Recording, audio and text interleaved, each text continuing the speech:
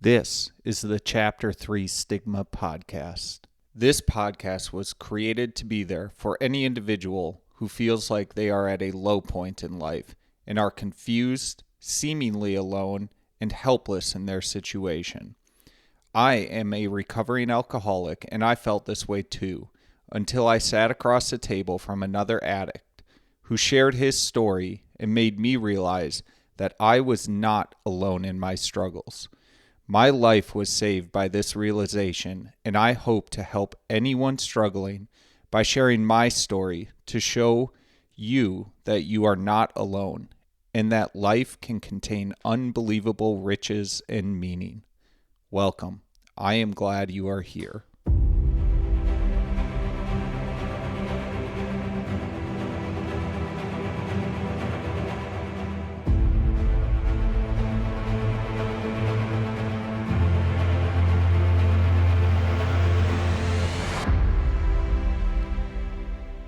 Hey y'all, welcome to another episode of the Chapter 3 Stigma Podcast. Today we are continuing on through Chapter 2 in the big book titled There is a Solution.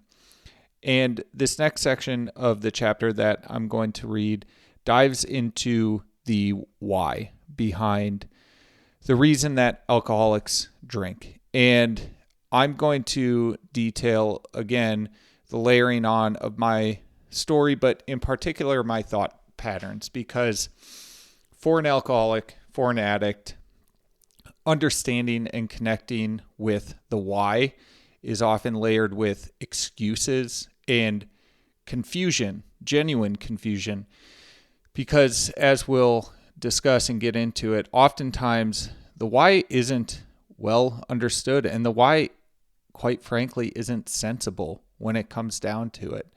And so I hope this next section of this chapter, There is a Solution, kind of allows you, whether you're a loved one of an alcoholic or thinking about addressing yourself as an alcoholic, will kind of allow you to connect with a little bit of the mindset, the thought patterns that go behind the beginning of a bender, the continuation of a bender, and why it seems like and it feels like as an alcoholic you do not have the capacity or the capability of even remembering the negative ramifications of your actions as it pertains to drinking. I always described it as I had an inability to learn when it came to alcohol, and it's just like the lessons never seemed to sink in when I was fighting my alcoholism on my own before entering into recovery. So with that, we will get into the book. This is by no means a comprehensive picture of the true alcoholic, as our behavior patterns vary, but this description should identify him roughly. Why does he behave like this? If hundreds of experiences have shown him that one drink means another debacle with all its attendant suffering and humiliation, why is it he takes that one drink? Why can't he stay on the water wagon? What has become of his common sense and willpower that he still sometimes displays with respect to other matters? Perhaps there will never be a full answer to these questions. Opinions vary considerably as to why the alcoholic reacts differently from normal people. We are not sure why. Once a certain point is reached, little can be done for him. We cannot answer the riddle. So I'm just going to pause right there and kind of jump back to the ideas and the call-outs around common sense and willpower and just the frustration that existed, at least in my life, around, like, I had everything else seemingly figured out, if you want to call it that, especially compared to my ability to handle and manage my drinking. I was relatively successful in my career. I was managing, I guess, call it decent relationships and other matters in my life, yet everything seemed to fall apart when it came to being able to handle alcohol. And of course, as is very common, like I look into various tactics and tricks to control my drinking and limit the amount that I was consuming either in a day, hour, day, or week, but it never stuck. And it truly was like there was this inability to learn and comprehend what was going to happen every single time I reintroduce alcohol into my life. And the willpower call out is really interesting as well, because as a loved one of an alcoholic, I know from my perspective, what I heard was, gosh, you show so much discipline and willpower in other aspects of your life. Why can't you apply it here? And just genuinely being frustrated and even today, like really struggling to know why. And it truly was just, I don't know. There is something within my body, something within my system that as soon as alcohol hits it, I mean, I can feel when I would start into a bender, I could feel the alcohol course through my system, almost like I could feel it in my blood. I could feel as soon as it washed over my brain, and it just triggered these thoughts and reactions and this drive and this desire for more, because it did have a calming effect to me around like this intense personal anxiety that I felt. And it was at the time the only way that I could calm all of that. But as soon as that made its way through my system, that calm was replaced by this insane drive and desire to find and consume more. That is really quite difficult to even describe appropriately. But it was this huge dichotomy in my life where I showed so much control and discipline in other aspects, yet I continued to go back to alcohol and really demand that it be a part of my life. With that, we'll go back to the book. We know that while the alcoholic keeps away from drink, as he may do for months or years, he reacts much like other men. We are equally positive that once he takes any alcohol, whatever, into his system, something happens, both in the bodily and mental sense, which makes it virtually impossible for him to stop. The experience of any alcoholic will abundantly confirm this. So this pertains again to that description about just, I would have moments of such intense anxiety that it's like my breathing rate would increase.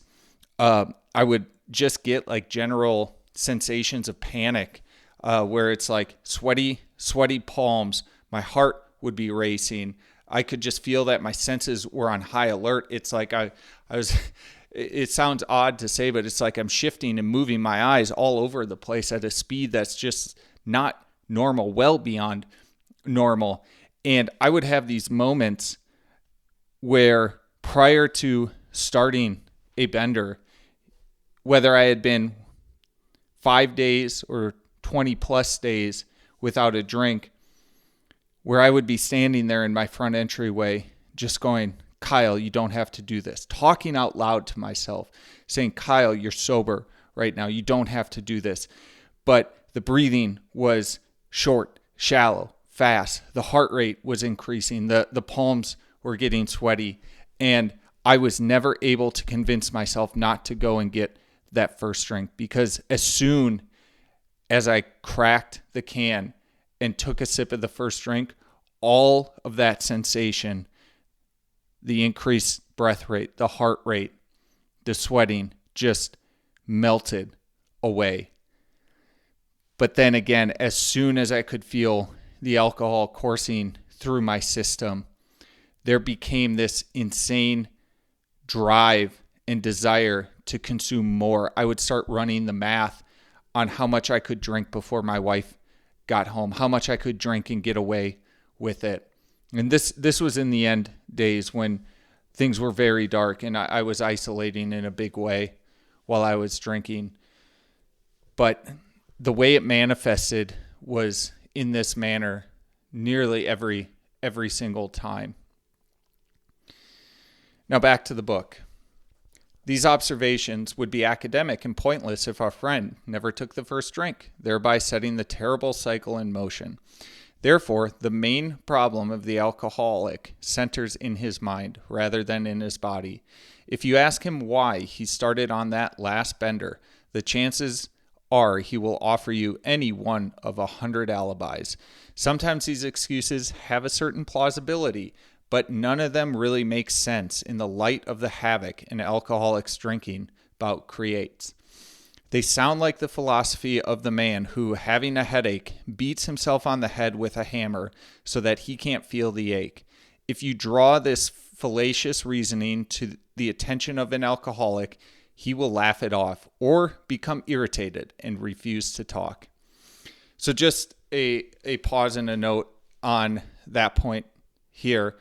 Throughout my battle with alcohol, the 12 plus years, I constantly shifted and changed what my excuse was, what my reasoning was for drinking the way that I did. Or in the end, when I was hiding and lying about my drinking for the reasons that anxiety and depression were manifesting in my life. It was financial constraints when I was young or concerns when I was young that was leading to drinking or leading to becoming anxious and nervous. And again, it was like I use that as a reason that I went to drink. It was things with the job. Like it was always making an excuse about the job. One of the things that makes me most nervous talking to anyone early in the recovery journey is when I hear something about the fact that, well, I'm in a terrible job right now. As soon as I get a new job or get to a new industry or get to a new place, that will help. That will take away, alleviate some of these pains and struggles that I'm feeling with alcoholism. And it just raises a red flag to me because one of the biggest takeaways and learnings that I've had in my time in recovery is that a job change does not remove you from you. You are the problem as the alcoholic. You are the one that is suffering, and your job change is not going to change anything in the long term. And I always used jobs as an excuse, and I would start drinking and it was like, oh God, and people would press me about it. And it's like, I just need to change roles and then I'll be happy. I just need to change companies and then I'll be happy and this will all go away. And it never happened. And just to like really drive this point home, when I left for rehab last year, I left a job that I came back to about 8 weeks later. It was the same job. It was the same people. And it was remarkably different how much enjoyment, fulfillment, and pleasure that I got out of the job after coming back from rehab. Nothing, and I repeat, nothing changed about the job except for myself. Back to the book. Once in a while, he may tell the truth. And the truth, strange to say, is usually that he has no more idea why he took that first drink than you have. Some drinkers have excuses with which they are satisfied part of the time, but in their hearts they really do not know why they do it. Once this malady has a real hold, they are a baffled lot. There is the obsession that somehow, someday, they will beat the game, but they often suspect they are down for the count. How true this is, few realize. In a vague way, their families and friends sense that these drinkers are abnormal, but everyone hopefully awaits the day when the sufferer will rouse himself from his lethargy and assert his power of will. Again, I'll take a pause here and just call out that truly the word baffled is probably the best choice of language that can be used in this situation. When I really hit points in my journey and my struggle with alcoholism where the question sort of seeped in to my mind around, why do I drink? Am I an alcoholic? Do I have a problem? I think this concept of being just truly baffled was at the root cause of why those questions were even allowed to come in. It's almost like I hit this point where I exhausted any even made up excuse in my mind, and I was just left with this raw fact or raw question of maybe all the excuses are just excuses and I do indeed have a problem. And that was hard. And then kind of tying back to a comment that was, or a passage that was written earlier in the book, you wind up kind of laughing it off, becoming irritated, irritable, or just refuse to talk, because at the time I did not have the willingness nor capability to just face those facts and accept the fact that I was an alcoholic. Back to the book. The tragic truth is that if the man be a real alcoholic, the happy day may not arrive. He has lost control. At a certain point in the drinking of every alcoholic, he passes into a state where the most powerful desire to stop drinking is of absolutely no avail. This tragic situation has already arrived in practically every case long before it is suspected. The fact is that most alcoholics, for reasons yet obscure, have lost the power of choice in drink. Our so-called willpower becomes practically non-existent. We are unable at certain times to bring into our consciousness with sufficient force the memory of the suffering and humiliation of even a week or a month ago. We are without defense against the first drink.